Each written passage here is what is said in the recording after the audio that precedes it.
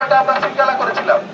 এই 4টি আমরা সিলগালা করেছিলাম। এছাড়া আমরা জেলা প্রশাসনের তরফ থেকে আমরা 4টি এক্সট্রা দান বাক্স স্থাপন করেছিলাম। এই টোটাল 8টি দান বাক্স আমরা আজকে ডাবল লক করা অবস্থায় আমরা খুলি।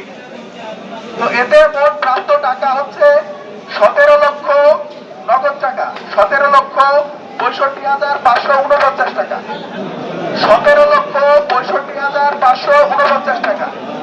এছাড়া আমরা স্বর্ণালঙ্কার পেয়েছি 7 আনা, 7 আনা স্বর্ণালঙ্কার পেয়েছি। আমরা এটা আমাদের যে স্বর্ণকার আছে তাকে দিয়ে আপনাদের সামনে আমরা এটা পরিমাপ করেছি সম্পূর্ণ টুকরা।